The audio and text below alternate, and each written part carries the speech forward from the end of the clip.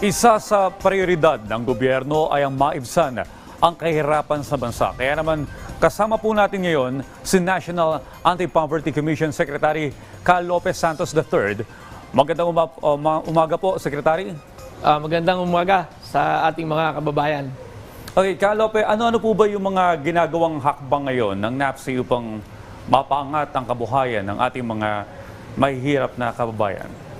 Well, tuloy-tuloy ang ating mga programa patungkol dito laban sa kahirapan at yung ating National Anti-Poverty Commission ay nakikipag-ugnayan sa iba't ibang ahensya ng ating pamahalaan para magkaroon ng convergence and harmonization itong maraming programa ng ating pamahalaan.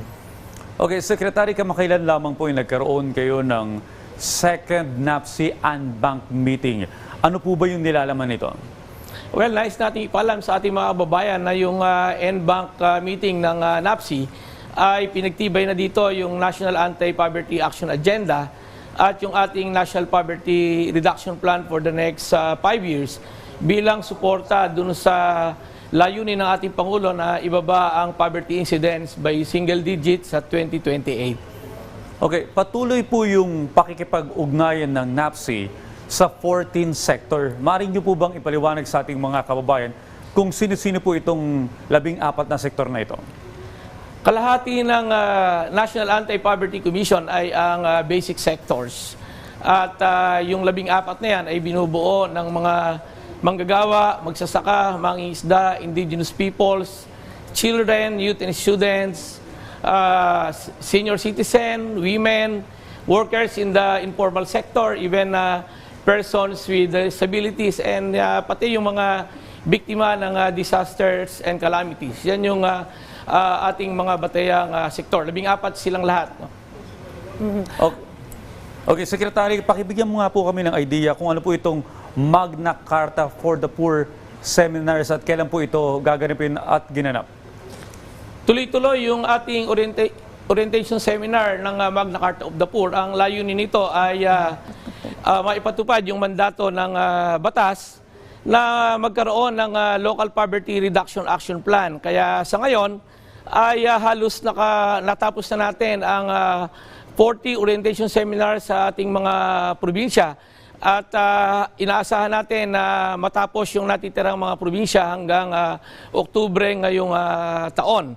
At inaasahan din natin na ang ating mga local government units at ang ating national government agencies ay magkakaroon ng realignment dun sa tinatawag nating 5 fundamental rights. Ano ito? Ito yung tungkol sa pagkain at agrikultura, health and nutrition, hanap buhay, pabahay at edukasyon. Ito yung tinututukan ng Magna Carta of the Poor. Secretary Lope, magandang umaga po. Diane Querer po ito. Alright, Ka Lope, gaya po ng inyong nabanggit, tuloy-tuloy po ang inyong pakikipagpulong sa iba't iba pong mga ahensya ng gobyerno. Make sure na mayroong convergence sa kanilang mga ginagawang hakbang. Ganun na rin po sa pakikipag-usap sa mga basic sectors. So paano po nasisiguro po ng NAPSI na nararamdaman po ng mga ordinaryong Pilipino yung pag-angat po ng kanilang buhay, yung maitaas po sila at maalis sila dito sa kahirapan na kanila pong nararamdaman po, Ka Lope?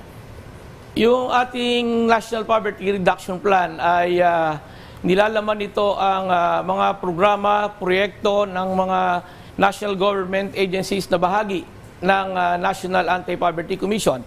At doon sa ipina-enroll nila ng mga proyekto sa atin, ito ay inaabot ng halos 600 billion peso worth of programs and projects. At ang tingin natin, ang mga proyektong ito ay nararamdaman na at nakakaabot sa ating mga kababayan sa buong bansa.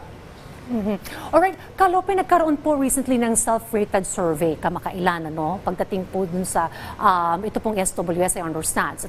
Tumaas daw po yung nagsabing sila po ay naghihirap.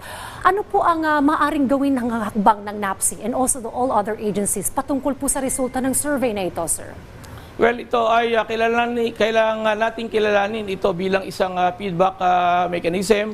Naintindihan natin yung mga nararamdaman at pananaw ng ating mga kababayan sa panahong ito dahil ito ay self-rating at ito ay kailangan namang ating tingnan. At National Anti-Poverty Commission ay hinihikayat natin ang lahat na magkaroon ng masinop na pagsusuri dito at kailangan nating tugunan ang mga karaingan ng ating mga mamamayan. At umaasa naman tayo na ang mga kasalukuyang programa ng ating pamahalaan ay in place and our programs and services are on track in addressing these concerns of our people. Okay.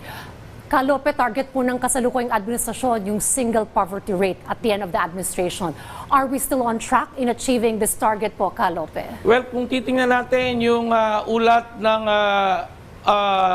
PSA nung first semester ng 2023, ang kanilang estimate, ang poverty incidence ay bumaba mula 18.1% noong 2021 to 16.4% noong first semester ng 2023. At hihintayin natin yung full year assessment ng 2023 at nang makita natin ang inaasahan natin na ilalabas ito ngayong taon at nang makita natin yung mas komprehensibong pagtatasa ng kalagayan ng kahirapan sa ating bansa. Okay, bilang panghuli, Secretary, mamaya po ang ikatlong State of the Nation address ng ating Pangulong Marcos Jr. Ano po ang dapat asahan ng ating mga kababayan patungkol po sa may kaugnayan sa kahirapan? Well, inaasahan natin na patuloy na ibabahagi ng ating Pangulo yung mga nagawa ng pamahalaan dito sa mga programa addressing poverty. Again, ang NAPSI ay nakatutok dito sa 5 fundamental rights na ayon sa Magna Carta of the Poor at inaasahan natin ito ay magiging bahagi ng programa ng ating Pangulo, ng State of the Nation ng ating Pangulo at inaasahan natin na maipapakita ang mga tamang programa, ang mga tamang proyekto at serbisyo ng ating pamahalaan na mas mauunawaan ng ating mga kababayan.